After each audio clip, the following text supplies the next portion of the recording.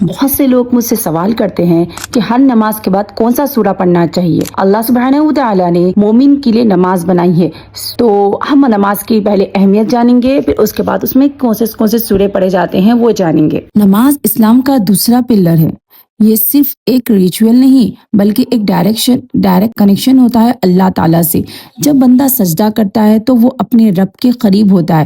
نبی کریم صلی اللہ علیہ وسلم نے فرمایا، مومن کی پہچان اس کی نماز ہے۔ نماز کے بعد سورہ اور تسبیح پڑھنا ایک شیلڈ ہے جو انسان کو دنیا اور آخرت دونوں میں پروٹیکٹ کرتا ہے۔ ہر وقت کی نماز اپنے اندر ایک الگ برکت رکھتا ہے۔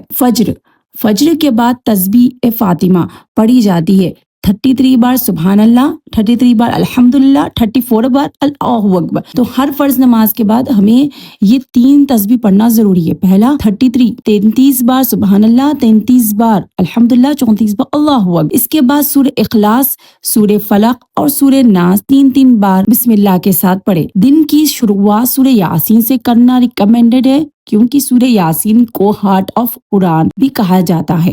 یہ رزق میں برکت اور دل میں سکون لاتا ہے۔ سورہ فجر کی نماز کے بعد پڑھنے والا سورہ ہے سورہ یاسین۔ ظہر کی نماز کے بعد رزق والی نماز کہا گیا ہے۔ ظہر کی نماز کو رزق والی نماز کہا گیا ہے۔ اس کے بعد سورہ فاتحہ پڑھا جاتا ہے۔ سورہ فتح کا مطلب ہے وکٹوری۔ جو بھی بندہ اپنی زندگی، کام یا آخرت میں سکسیس چاہتا ہے وہ سورہ فتح کے ذریعہ اللہ سے مدد مانگتا ہے۔ ظہر کی نماز کو رزق والی نماز کہا گیا ہے۔ اس کے بعد سورہ فتح پڑھا جاتا ہے۔ سورہ فتح کا مطلب ہے وکٹوری۔ جو بھی بندہ اپنی زندگی میں، کام یا آخرت میں سکسیس چاہتا ہے وہ سورہ فتح کا ذریعہ اللہ سے مدد مانگتا ہے۔ عصر کے بعد سورہ نبا پڑھا جاتا ہے۔ یہ قیامت اور انصاف کی یاد دلاتے ہیں۔ اکثر لوگ کہتے ہیں سورہ واقعہ بھی پڑھا جاتا ہے۔ سورہ واقعہ عصر میں بھی پڑھتے ہیں، بعض لوگ مغرب کے بعد ہی پڑھتے ہیں، تو ہم عصر میں سورہ نبا بھی پڑھا جاتا ہے۔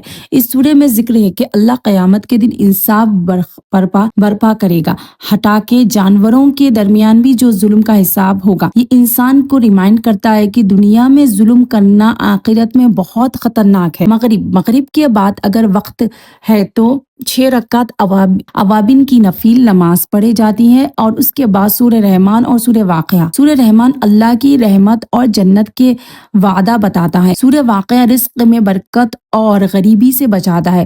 نبی کریم صلی اللہ علیہ وسلم نے فرمایا کہ جو بندہ سورہ واقعہ ریگولر پڑھتا ہے اس کے گھر میں کبھی تنگی نہیں ہوتی۔ سورہ رحمان کو کبھی نہ چھوڑے، اپنے گھر میں خیر و برکت کے لیے، اپنے بزنس میں ترقی کے لیے، پیسوں کی تنگی کو دور کرنے کے لیے۔ یہ میرا خود کا عمل ہے کہ میں عصر کے بعد بھی پڑھتی ہوں، کبھی مغرب کے بعد بھی پڑھتی ہوں، تو آپ بھی پڑھ سکتے ہیں۔ سورہ نبا کے بعد سورہ واقعہ بھی پڑھ سکتے ہیں، تو اگر مغرب کی نماز کے بعد بھی ہم سورہ واقعہ اور سورہ رحمان دونوں بھی پڑھ سکتے ہیں۔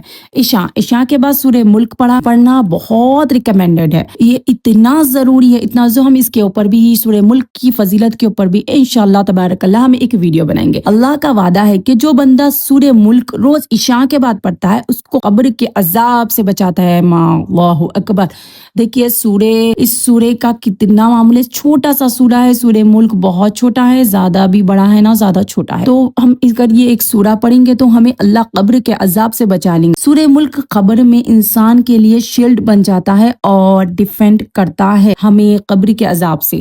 ہر نماز کے بعد سورہ پڑھنا ایک اسپریچول روٹین ہے جو انسان کو اللہ کے قریب کرتا ہے۔ یہ صرف ایک عمل نہیں بلکہ ایک کنیکشن ہے جو مصیبت اور مشکل کے وقت انسان کو سکون دیتا ہے۔ ابن تیمیہ نے لکھا ہے کہ کبھی دعاؤں کی قبولیت ڈیلے ہونے بھی رحمت ہے۔ دعاؤں کی قبولیت ہونا بھی ڈیلے ہونا بھی رحمت ہے، کیونکہ اس کا وقت بندہ اللہ کے ساتھ اپنا تعلق انجوائے کرتا ہے۔ آج سے ہم اپنی نماز کی بعد ایک سورہ ایڈ کرو۔ فجر میں یاسین، ظہر میں فتح، عصر میں نبا اور مغرب میں سورہ رحمان اور واقعہ، عشاء میں سورہ ملک۔ یہ سورہ تمہاری زندگی کا شیلڈ کرے گا اور آخرت میں روشنی بنائے گا انشاءاللہ۔ تو اگر اس ویڈیو کو زیادہ سے زیادہ شیئر کرے، اور آج سے کون نماز کے بعد سورہ پڑھنا شروع کر رہا ہے پلیز کمنٹ میں ضرور بتانا. اور میں پروفٹ محمد صلی اللہ علیہ وسلم اسلامک واقعات پہ جو ہے سو میں سیریز انشاءاللہ بنانے والی ہوں. آپ لوگ کیا چاہتے ہیں بولیے, کیا میں سیریز بناؤں؟ کیا آپ لوگوں کو جو ہے سو قرآن اور حدیث کے اوپر ویڈیوز لاؤں, کس کے اوپر ویڈیوز لاؤں؟ پلیز اسٹوریز کے اوپر ویڈیوز لاؤں. تو آپ مجھے کمنٹ میں ضرور بتانا. السلام علیکم و رحمۃ اللہ وبرکاتہ.